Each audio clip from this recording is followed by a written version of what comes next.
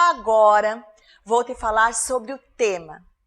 Você pode achar que escolher um tema pode te limitar na criação, mas não. Te ajuda a se conectar com a sua criatividade, mas sempre deve pensar num começo, no meio e no fim do espetáculo. Pode contar uma história ou pode somente usar um tema que represente algo. Agora te falo de alguns que eu já produzi.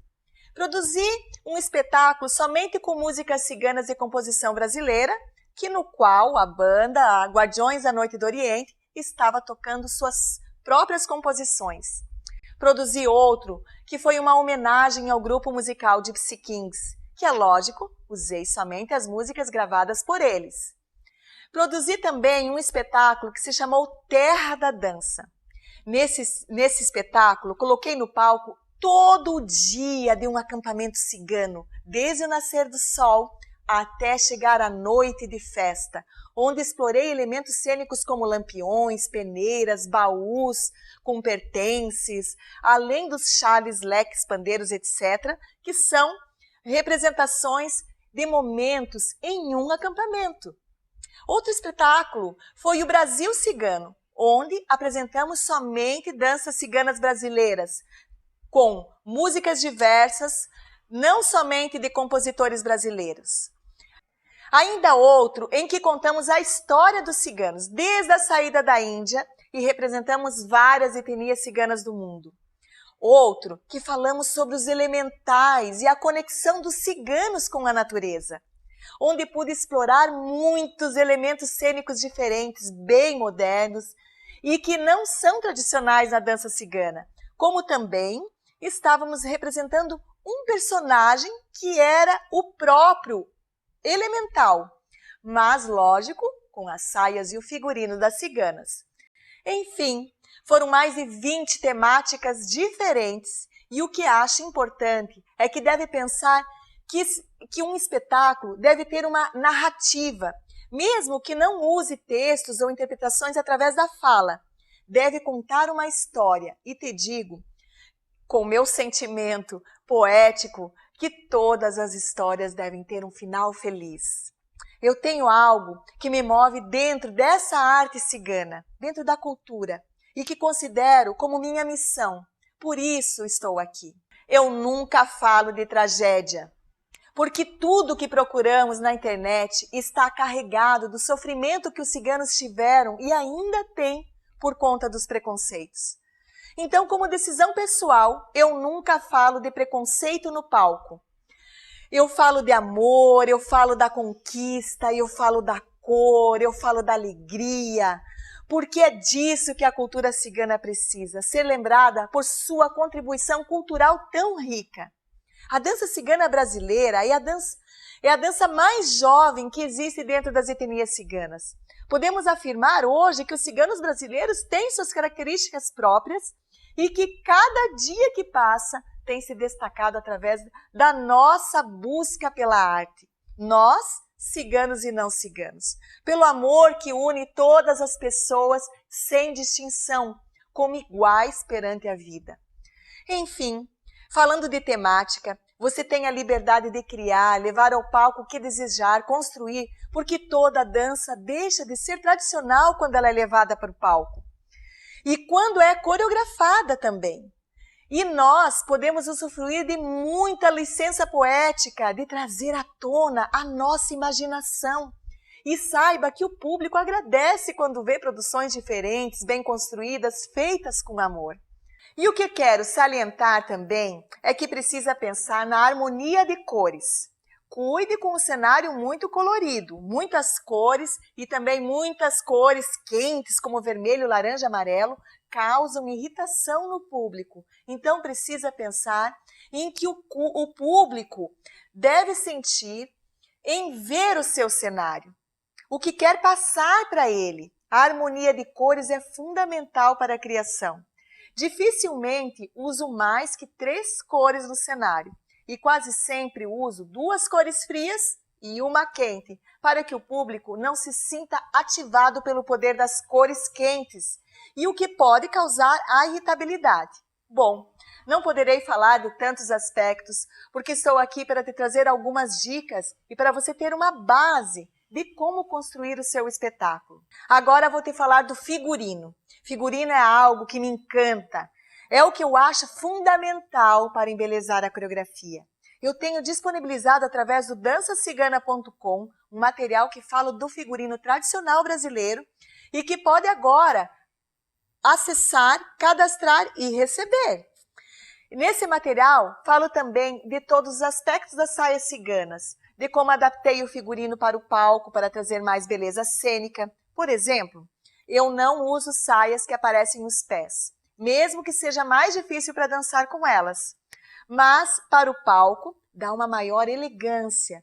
Uso sempre uma calça bufante embaixo, com mais outras saias, para que o público veja a beleza das saias e não encontre outros aspectos que prendem a atenção. Uso cores variadas e modelos variados, mas sempre com harmonia de cores.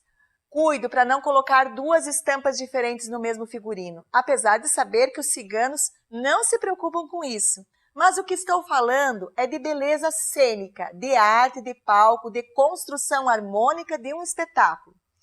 Como sou profissional da saúde formada em educação física, fiz adaptações no figurino, porque me preocupo principalmente com as minhas alunas, para que durante uma apresentação não se sintam mal.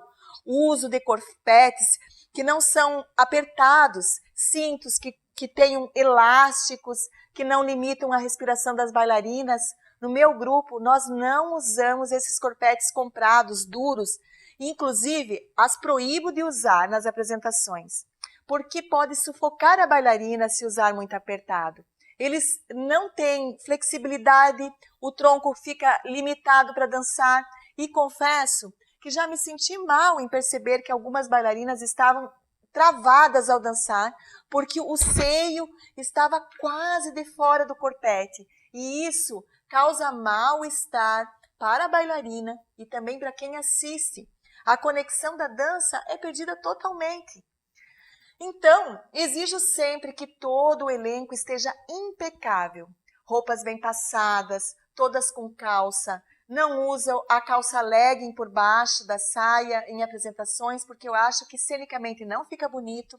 Então, todas da minha escola produzem seus figurinos diante das minhas orientações. Eu sou bem minuciosa na construção de figurinos e acredito que o figurino deve ter riqueza. E quando eu falo riqueza, não é que ele tenha que ser caro. Ele tem que ser bem feito, ter rendinhas, ter um tecido adequado, uma roda adequada à dança. E não pode ser uma fantasia de carnaval sem detalhes, mas sim uma roupa de cigana bem feita. E para isso não precisa fazer algo caro, só precisa ser criativa e combinar as cores. As bailarinas devem estar com acessórios também bem presos, rosas, etc., para que não caiam durante a apresentação. Nem sempre uso figurinos exatamente iguais. Às vezes, determino que durante um espetáculo usaremos 3 cores. Exemplo, as cores da bandeira cigana. E todas as bailarinas estão livres para usar o figurino nessas 3 cores, mas sempre sob a minha supervisão, pois adequo o conjunto. Então, oriento sempre que todas devem estar com os cabelos soltos, que nenhuma deve estar com lenços na cabeça, etc. Tudo isso para que nenhuma se sobressaia à outra e que todas criem uma unidade no palco. E acreditem, os mínimos detalhes é que contam e são eles que trazem beleza, harmonia e bem-estar para a plateia. Eu digo que cada grupo é como se fosse uma tribo, como se a forma de se vestir caracteriza o grupo. E no Brasil temos muitos grupos que preferem estampas, outros que gostam de um tipo de tecido, e isso acaba por nos diferenciar também como grupos, mas todos na mesma essência da dança cigana estilo brasileiro. Bom, agora eu vou lhe falar sobre a iluminação, técnicos, operadores, locação de teatro, ECAD, etc. Os espetáculos que apresento passam por um processo de seleção por edital. Mando o projeto e espero para obter a resposta. Preciso sempre mandar todos os projetos de espetáculos no ano anterior e faço pelo menos 5 por ano, pois além dos 2 ciganos eu faço um de dança tribal, um para o Dia da Mulher e também um oriental. Então todos que produzo hoje têm uma taxa de utilização e também uma porcentagem em cima do ingresso que é cobrada no final do espetáculo e também o pagamento do ECAD. Quero te dizer que, graças a Deus, eu tive uma vida de arte. Então, eu mesma sei como fazer uma iluminação, como ambientar e criar cenas que se diferenciam durante o espetáculo, mas contrato sempre um iluminador experiente que me ajuda na concepção e que também opera a luz na hora do espetáculo. Ele faz parte da minha equipe desde que comecei no meu primeiro espetáculo aqui em Florianópolis, que foi num pequeno teatro que cabiam somente 90 pessoas. Hoje, com a divulgação e com o trabalho levando qualidade, conseguimos aumentar significativamente o nosso público. E já conseguimos lotar nossos espetáculos em teatros de 900 lugares. Então, o que eu quero te dizer é que precisamos pensar em espetáculos bem construídos e bem produzidos. Dessa forma, vamos tendo credibilidade diante do público. Assim, o público vai querer retornar nos próximos e ainda levar os amigos. E uma coisa que acho bem importante é dizer que nunca coloquei no palco um elenco de profissionais. Sempre foram as aprendizes da minha escola, as quais foram se superando, treinando e buscando junto comigo mais qualidade. Então te afirmo que é o conjunto que faz a diferença. E hoje elas me exigem. E é muito bom que tenhamos alunas exigentes. Assim crescemos como profissionais. Acredite em seu grupo. Qualquer pessoa é capaz. Não a subestime. Terá resultados surpreendentes. Portanto, pense como uma profissional, haja como uma profissional e busque ser profissional ao produzir o teu espetáculo, por menor que ele seja. E agora, quanto à operação de som, como faço em teatro do governo, temos a ajuda de técnicos de sonoplastia à disposição na tarde do espetáculo, que deixam o som adequado para o momento. E sempre cuido das caixas de retorno, para que nós bailarinas tenhamos um som forte e bem motivante na hora do espetáculo. E quem opera o meu som na hora do meu espetáculo é o meu marido, que, aliás, me ajuda em todo dia e não me cobra nada.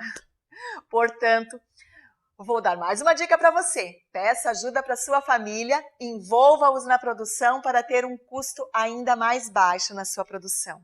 Quero te falar da parte da administração financeira, que acredito que seja um dos pontos mais difíceis e que limita muito a ação das professoras que querem produzir algo de qualidade. Desde o meu primeiro espetáculo, como Escola Domínio, tenho como regra a bailarina que quer participar da minha escola paga suas mensalidades para receber em troca as aulas e o conhecimento que repasso. E quando eu faço uma produção, está além do que elas pagam pelas aulas. Então há um combinado entre nós, uma parceria. Eu faço toda a produção para que tenhamos uma noite incrível como artista. Dou o meu melhor e elas contribuem pagando o seu próprio figurino, indo a todos os ensaios com responsabilidade e também vendendo no mínimo 10 ingressos, os quais não podem ser devolvidos para mim. Assim, me ajuda a ter a certeza que terei o valor que preciso para pagar técnicos, ECAD, taxa de teatro, divulgação, cenário e elementos cênicos. Se vocês perceberam, também tem um material audiovisual profissional dos espetáculos que estou mostrando nesse vídeo. Este também é pago por meio de um rateio entre as participantes, entre as bailarinas. Nunca obrigo ninguém a participar dos espetáculos. Eu as incentivo, porque palco é uma grande escola. Damos grande salto como pessoas quando enfrentamos e quando trabalhamos em equipe. Porque para um espetáculo dar certo, precisamos de muito trabalho em equipe. Portanto, bailarina, espero que esse vídeo sirva para que valorize mais a sua professora, porque o valor ganho no espetáculo nunca será bem remunerado pela quantidade de trabalho e expertise que uma pessoa precisa ter para realizá-lo.